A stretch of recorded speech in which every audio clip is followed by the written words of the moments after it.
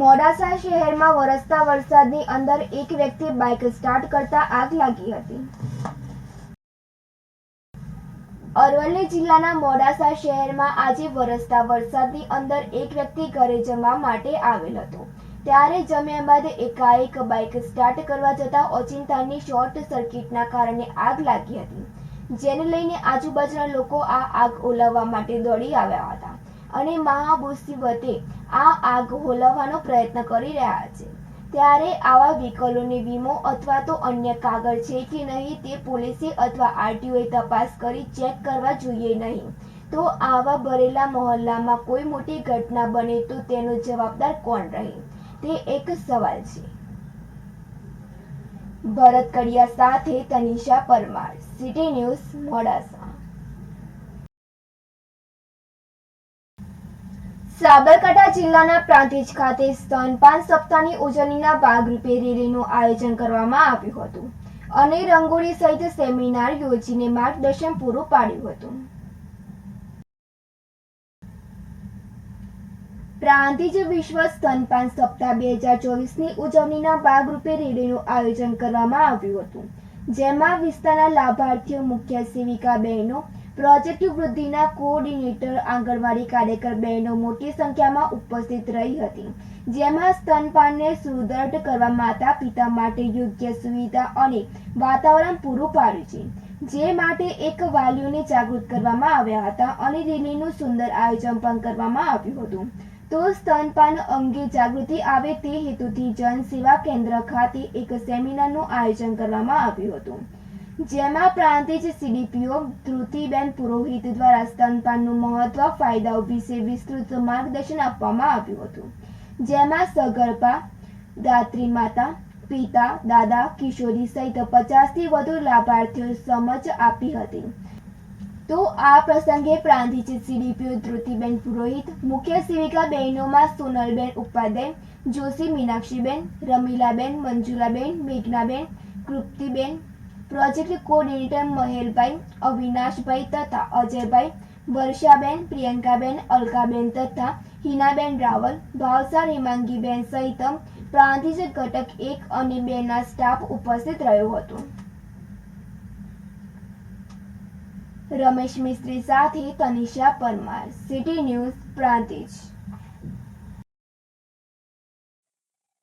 તારીખ 1 ઓગસ્ટથી 7 ઓગસ્ટ સુધી વિશ્વ સ્તનપાન સપ્તાહની ઉજવણી કરવામાં આવે છે, જે અંતર્ગત આજે પ્રાંતિજ આઈસીડીએસ ઘટક 1 અને 2 દ્વારા મામલતદાર કચેરી પ્રાંતિજ ખાતે આ સપ્તાહની ઉજવણીની શરૂઆત કરવામાં આવી.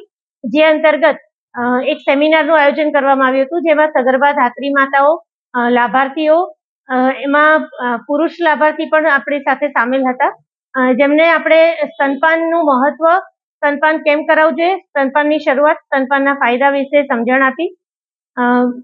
જન્મના 1 કલાકમાં અને બને એટલું ઝડપથી સ્તનપાન કરાવવાથી બાળકને અને માતાને બંનેને ખૂબ ફાયદો થાય છે. સ્તનપાન જે છે, બાળકનું પહેલું સ્તનપાન એ એમની પ્રથમ રસી છે, તો એ બાળકોને સ્તનપાન ખાસ કરાવવું જોઈએ. ખેડબ્રહ્માની ડીડી ઠાકર આર્ટ્સ એન્ડ કેજે પટેલ કોમર્સ કોલેજ ખાતે નારી શક્તિ વંદના ઉત્સવ અને મહિલા સુરક્ષા દિવસ નિમિત્તે હિંમતનગર ડીવાયએસપી પાયલ સોમેશ્વરના અધ્યક્ષસ્થાને યોજાયો હતો.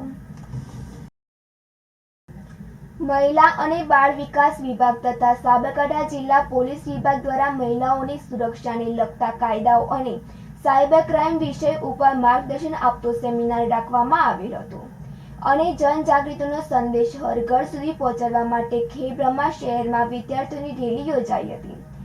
આ પ્રસંગે પ્રજ્ઞાબેન પટેલ, ડીવાયએસપી પાયલ સોમેશ્વર, પીએસઆઈ એવી જોશી, જિલ્લા પંચાયતના સદસ્ય સુનલબેન, સાયબર ક્રાઇમ પીએસઆઈ પ્રજાપતિ તથા કોલેજના મંત્રી હરિહર પાઠક અને આચાર્ય વીસી નીનામા અને વિદ્યાર્થીઓ મોટી સંખ્યામાં ઉપસ્થિત રહ્યા હતા.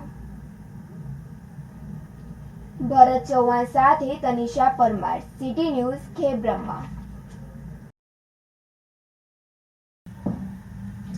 વિજયનગરના ધોલીવાવ ખાતે ખેડૂતોને પ્રાકૃતિક ખેતીમાં મહત્વના અગ્નિ અસ્ત્ર વિશે માહિતી અપાઈ હતી. સાબરકાંઠા જિલ્લામાં પ્રાકૃતિક ખેતીનો વ્યાપ વધે અને ખેડૂતો પ્રાકૃતિક કૃષિ અપનાવે તે માટે વિવિધ તાલીમો થકી પ્રાકૃતિક ખેતી અંગે જાગૃતિ અભિયાન ચાલી રહ્યું છે, જે અંતર્ગત બાયફ સંસ્થા અને આત્મા પ્રોજેક્ટના સંયુક્ત ઉપક્રમે વિજયનગર તાલુકાના ધોલીવાવ ખાતે પ્રાકૃતિક કૃષિ અંગે તાલીમ યોજાઈ હતી. આ તાલીમમાં ખેડૂત મિત્રોને પ્રાકૃતિક ખેતીમાં મહત્વના અગ્નિ અસ્ત્ર વિશે થિયોરિકલ અને પ્રેક્ટિકલ માર્ગદર્શન આપવામાં આવ્યું હતું. સાથે જ આસપાસના ખેડૂત મિત્રો પ્રાકૃતિક ખેતી અપનાવે તે માટે જણાવવામાં આવ્યું હતું. માહિતી બ્યુરો સાથે તનિષા પરમાર, સિટી ન્યૂઝ, વિજયનગર.